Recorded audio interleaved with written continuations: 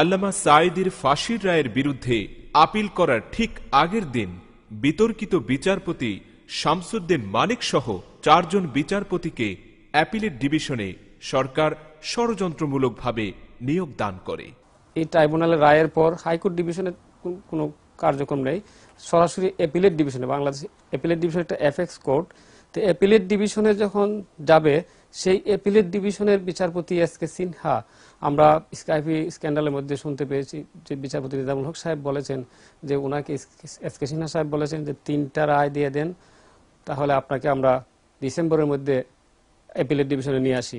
এই যে একটা বিষয় যে অ্যাপিলেট ডিভিশনের একজন বিচারপতি ও ট্রাইব্যুনালের রায় নিয়ে তার যে উৎসাহ, তার যে আগ্রহ, সেই আগ্রহটা প্রকাশ পেয়েছে সেই স্কাইপি স্ক্যান্ডালে বিচারপতি নিজামুল হক নাসিমের একটি বক্তব্যে যে তাদের এই এস.কে. সিনহাদের কোর্টেই আবার এই ট্রাইব্যুনালের বিচারের রায়গুলা যাবে, কারণ আসামি পক্ষ অ্যাপিল করেছে, সরকার পক্ষ অ্যাপিল করেছে। যিনি এত উৎসাহ ছিলেন ট্রাইব্যুনালের একটি রায় নিয়ে, তার কাছে আবার সেই রায় যাচ্ছে পর্যালোচনার জন্য বা অ্যাপিল শুনানির জন্য।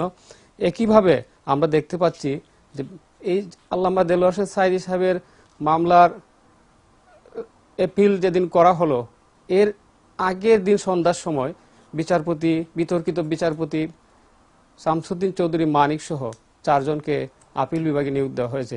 শামসুদ্দিন চৌধুরী মানিককে হাইকোর্ট ডিভিশনের 50 জন বিচারপতিকে ডিঙ্গিয়ে তাকে আপিল বিভাগে দেওয়া হয়েছে। তিনি সিরিয়ালি 50 নম্বরে ছিলেন।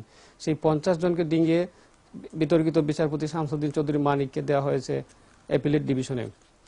শুধু তাই নয়, বিচারপতি মানিকের বিরুদ্ধে 29টি সুনির্দিষ্ট অভিযোগ এনে একটা সুপ্রিম জুডিশিয়াল কাউন্সিলের মাধ্যমে তদন্ত করার জন্য একটি আবেদন আমরা জানি দৈনিক আমার দেশ সম্পাদক মাহমুদুর রহমান সাহেব গত বছরের সেপ্টেম্বর মাসে রাষ্ট্রপতির কাছে জমা দিয়েছিলেন এবং প্রধান বিচারপতির কাছে দিয়েছিলেন। সেই 29টি অভিযোগের মধ্যে তার বিরুদ্ধে গুরুতর কিছু অভিযোগ রয়েছে, যেমন তিনি টাকা পাচার করেছেন বাংলাদেশ থেকে। ওনার ইনকাম ট্যাক্স ফাইল তিনি উপস্থাপন করে দেখিয়েছেন যে বাংলাদেশ থেকে কিভাবে টাকা পাচার করে এদেশে বাড়ি কিনেছেন, এবং শুধু তাই নয়, তার ইনকাম ট্যাক্স ফাইলের মধ্যে অনেক মিথ্যা তথ্য দিয়েছেন।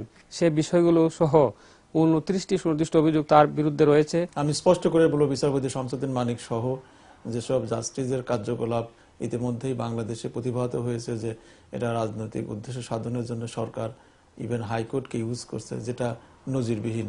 স্বৈরাচার এরশাদ আমলে এই ধরনের হাইকোর্ট ইউজ করা হয়নি, এবং আগের 1975 থেকে এ পর্যন্ত এ ধরনের কোর্টের মাধ্যমে অফিসার দেশকে ধ্বংসের ষড়যন্ত্র এটা আওয়ামী লীগ করতে পেরেছে। এটা যেহেতু তারা বাকশাল সরাসরি কায়েম করতে পারবে না, আমি মনে করি বাকশাল কায়েমেরই একটা চেষ্টা বিচার ব্যবস্থা ধ্বংস করে দিয়ে দলীয়করণের মাধ্যমে পুলিশকে ইউজ করে, ইভেন শুধু পুলিশ নয়, তারা এই বিচার বিভাগ পুলিশ সাথে সাথে তারা সাফিসিয়েন্ট মনে করছে না, এখন তাদের দলীয় ক্যাডারকে নামিয়ে দেওয়া হচ্ছে পুলিশের পাশাপাশি। সুতরাং পুলিশের সমস্ত অপকর্মকে বিচার বিভাগের মাধ্যমে ভ্যালিডিটি দেওয়া হচ্ছে, যেটা অত্যন্ত ভয়ঙ্কর। মানুষের দাঁড়ানোর কোথাও জায়গা নেই।